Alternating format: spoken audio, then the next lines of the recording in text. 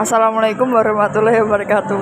Saya Nabila Salma Husnia dari Prodi Perhotelan dengan NIM 2406 320006. Saya akan menjelaskan tentang mind mapping psikologi pelayanan.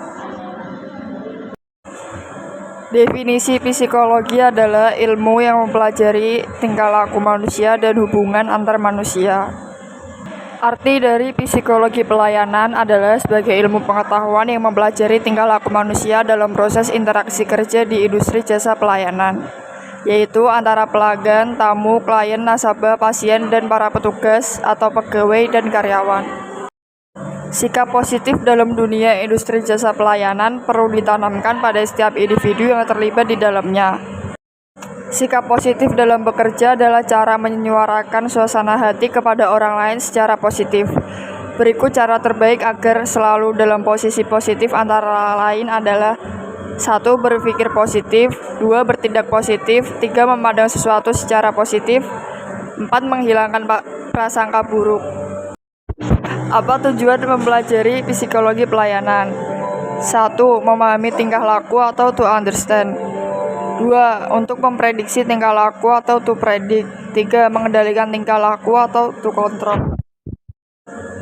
2. Komunikasi efektif dan efisien. Develop effective relationships. Mengembangkan dan memelihara hubungan dengan anggota tim dan mempromosikan manfaat kerja kooperatif yang konsisten dengan tujuan dan sasaran organisasi.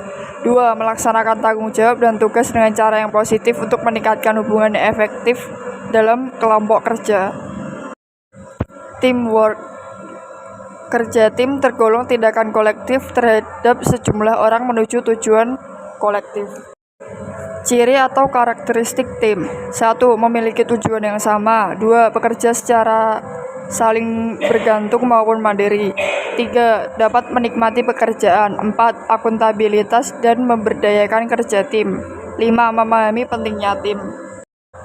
Faktor-faktor yang mempengaruhi struktur tim. 1. Struktur organisasi. 2. Tujuan bisnis. 3. Budaya perusahaan.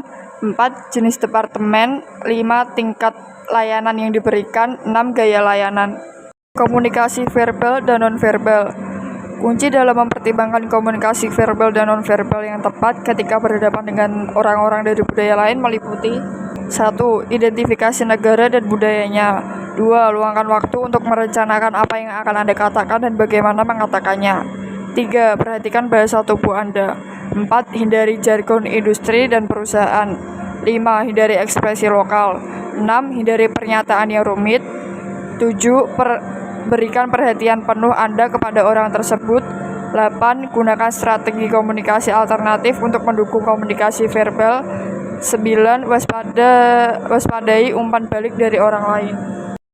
Types of communication. 1. Lisan. 2. Format tertulis. 3. Nonverbal atau senyum, mengangguk, tersenyum, intonasi, dan sebagainya. 4. Penggunaan penerjemah. Karakteristik dan pelayanan usaha hotel.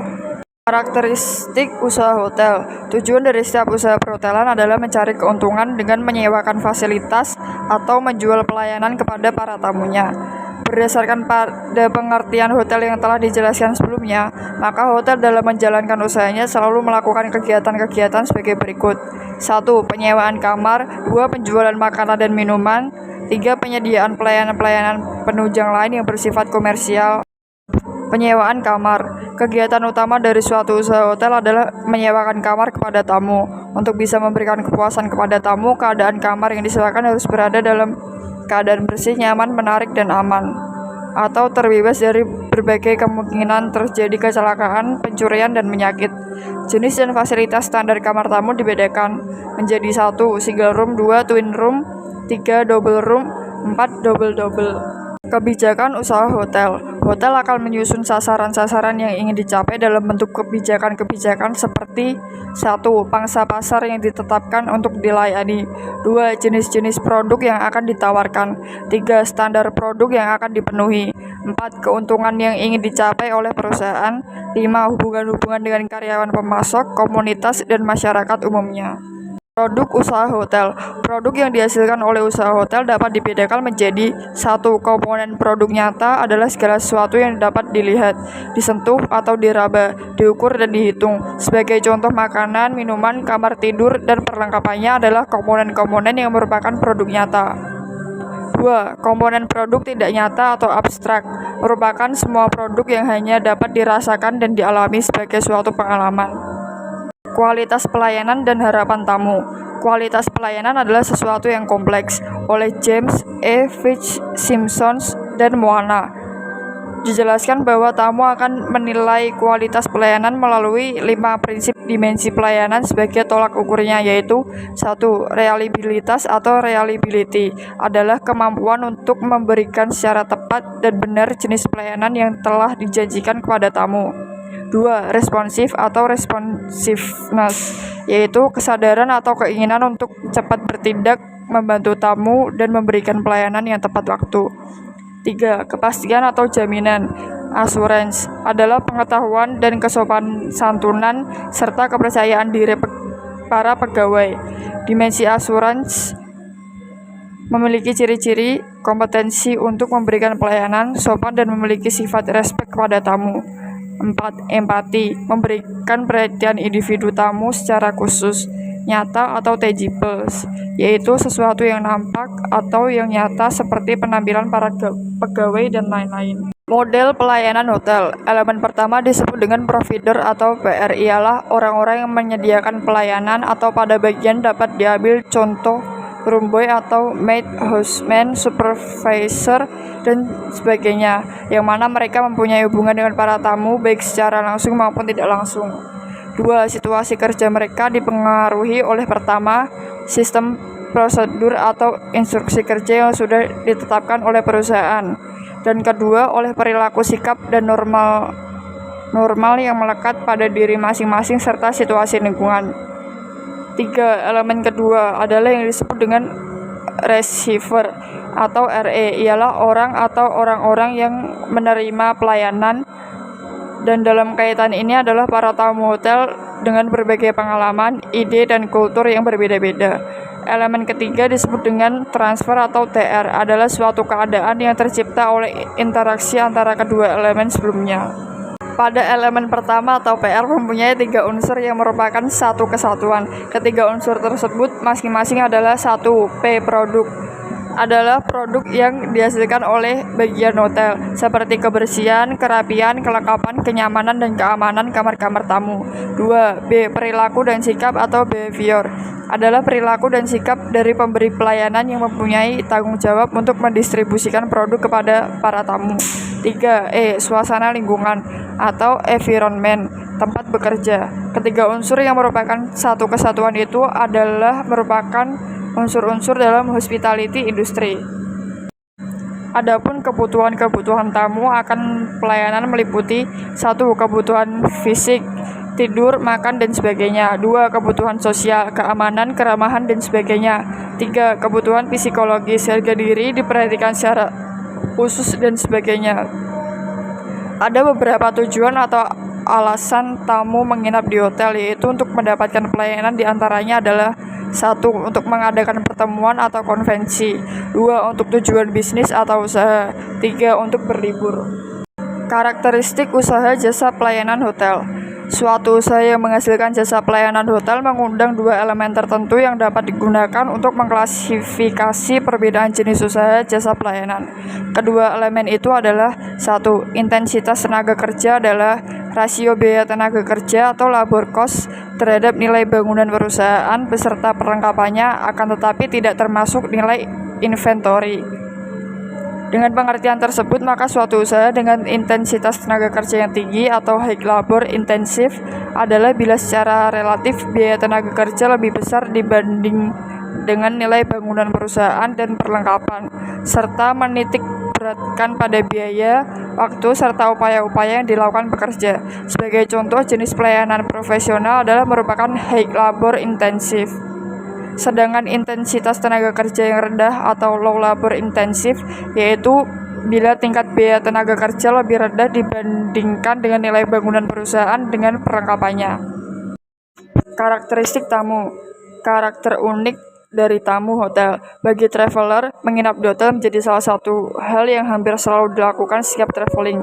Walau kadang ada juga non-traveler yang rutin menginap di hotel karena alasan tertentu. Salah satunya karena menyukai suasana hotel. 2. Bicara tentang hotel memang tidak lepas dari ngobrolin tentang tamu-tamu hotel. Terlepas dari apakah mereka termasuk tipe family atau alias yang hanya pergian bersama keluarga di akhir pekan, pebisnis menginap hanya untuk keperluan bisnis, turis maupun lansia. Yang menarik untuk diamati adalah macam-macam karakter tamu hotel. Tipe-tipe perilaku pelanggan. 1. Tipe ordinary.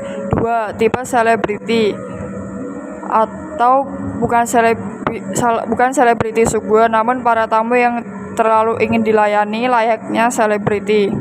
3. Tipe turis sejati. Tamu seperti ini datang ke hotel dengan tujuan untuk beristirahat. Mereka memilih hotel bukan karena faktor lokasi semata, melainkan karena fasilitas dan suasana yang ditawarkan oleh hotel tersebut. 4. Tipe tukang komplain. Dari seluruh jenis tamu yang ada di daftar ini, mungkin tamu jenis ini yang paling membuat staf hotel mengelus dada. 5. Tipe kabayan, atau diambil dari nama toko dalam cerita Sunda, Kabayan, yang dulu kerap diperankan oleh Didi Petet. Di sini adalah tamu yang kelihatan banget jarang menginap di hotel. 6. Tipe kolektor.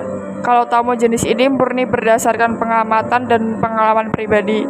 7. Tipe-tipe tidak mau rugi. Check-in jauh sebelum waktunya sehingga bisa masuk kamar tepat waktu dan selalu check-out sesaat menjelang batas waktu yang telah ditentukan.